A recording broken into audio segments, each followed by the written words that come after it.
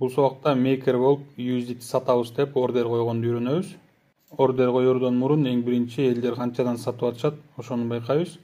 Биякта эң арзаны 85 сом 18 тыйындан сатып атыптыр. Биз где-то 86 сомдон сатабыз деп туруп коебуз. Подробнее деген жерден опубликовать объявление дейбиз.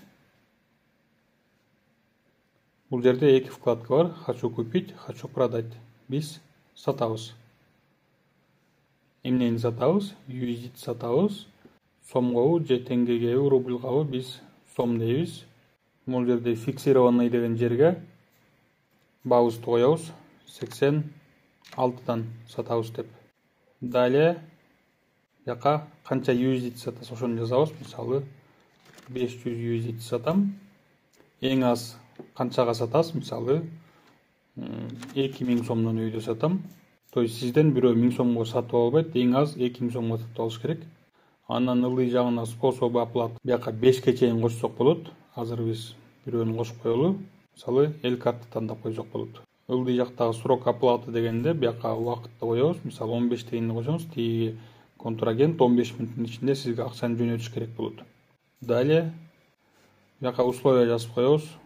Мисалы с карт третьих лиц оплату не принимаю деп коюш керек.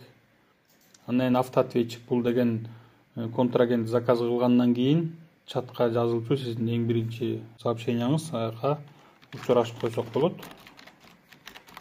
Здравствуйте. После оплаты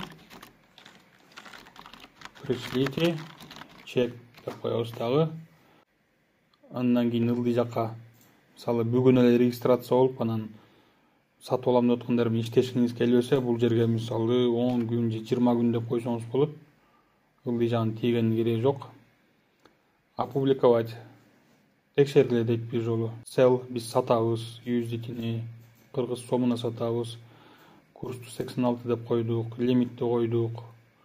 Эл картка төлөгүлө дедик. Срок оплаты 15 мүнөт дедик. Все, подтверждение публикации. Өзүбүздүн объявленияны кайра P2P'ге барабыз. Купить деген вкладкада биздики. Намагыл жактан көрсөк болот. $500 сатабыз дедик, эл картка 86 сомдон эң аз 2000 сом дедик.